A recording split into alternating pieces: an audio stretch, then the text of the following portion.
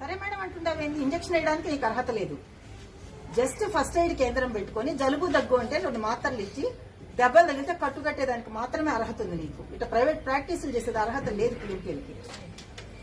అంటే అది తెలియకుండానే నువ్వు ఇన్ని రోజులు డాక్టర్. మేము ట్రూ కాలర్ కూడా డాక్టర్ వనజ అని చూపిస్తుంది. మీ ఆయన పేరు కూడా డాక్టర్ అని కొట్టుకొని ఉండవు. ఏ డాక్టర్ అమ్మా నువ్వు? వచ్చిందమ్మా మాకు ట్రూ కాలర్ లో మేము చేసాం. ఇప్పుడు డాక్టర్ వనజానే వస్తుంది.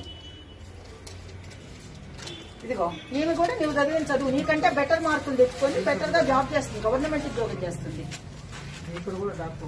ఇదిగోండి ఇప్పటిదైనా Lakshmi Prasanna clinic doctor Vanaja. Prescriptions, these people are not allowed to even write prescription. Prescription రాసే అర్హత వీళ్ళకి లేదు. ఇక్కడ ప్రిస్క్రిప్షన్స్ 100 ఉన్నాయి లోపల. ఇకపోతే ఇవన్నీ abortive equipment, uterine sound, uterine dilators. అక్కడ ఏం దొరికాయి అవే ఇక్కడ దొరికాయి నాకు. ఇవన్నీ కూడా గర్భసంచిలో అబార్షన్లు చేసేదానికి వాడేటివే. మరి వీళ్ళు మాకు తెలియదంటే మేమేం చేయాలా? ఇవన్నీ అబార్షన్ ఆ ఇంట్లో ఏవైతే వస్తువులు దొరికాయో అయ్యే వస్తువులు, డైలేటర్స్ అన్ని.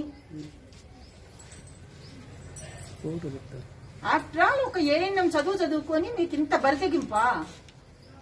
ప్రజల ప్రాణాలతో ఆడుకునేదానికి మీరేమన్నా బొమ్మలా? ప్రజలు మీకు గినీపిక్సా?